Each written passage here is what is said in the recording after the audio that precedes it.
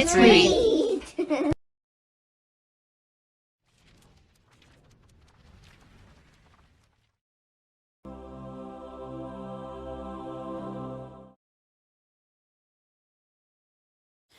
George the Hero Hound by Jeffrey Ebbeler. George was a good old hound dog. Every day, George was up, even before the chickens, to help old Farmer Fritz with the chores. That rust bucket tractor was always falling apart, and those wily cows were always plotting to get out and feast on the cornfield. But George didn't mind a bit as long as he got his afternoon nap. He had a good life for a hound dog. Until the day old Farmer Fritz decided to retire and move to a cabana on the beach where they didn't allow cows. They didn't allow the pigs, and sad to say, they didn't even allow dogs.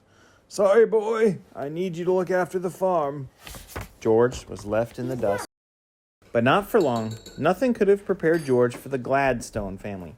They'd packed up their noisy apartment in the city and bought Fritz's farm. Cows, pigs, George, and all. "Hey, look, we have a dog. I wonder what his name is." "Owen, keep an eye on your sister." George could tell right away that the Gladstone family would need a whole heap of help. There'd be no afternoon naps on the porch for a while. "Could somebody please hand me that wrench?" "Thanks. I can't figure out why this tractor won't start." "Oh, this looks important." "It works." So he fixed it. "Hiya, Pooch. I didn't see you there. You're the same color as these old parts. Maybe we should call you Rusty." And there goes the tractor. Crash! George watched as the tractor went clean through the fence, but he wouldn't let the cows get away on his watch. He spent the next couple hours trying to herd those sneaky cows back in their pen where they belonged. George was tuckered out. All he wanted was a cool drink of water and to sneak a few winks in the shade. "Look at my floor! You're the dustiest dog. We ought to call you Dusty." George was swept out of the house in a cloud of dust. George shook himself off and was just padding toward his favorite shady spot when he spied something blue. Then Owen came running over. "I was supposed to be watching my baby sister, Olive. Can you help me find her, boy?" George took a good sniff of Olive's ribbon. He was a hound dog, after all, and off they went. After searching high and low, they finally found that pint-sized rambler. "Wow, good boy. You tracked my sister across every corner of this farm. We should call you Rover." George had saved the day.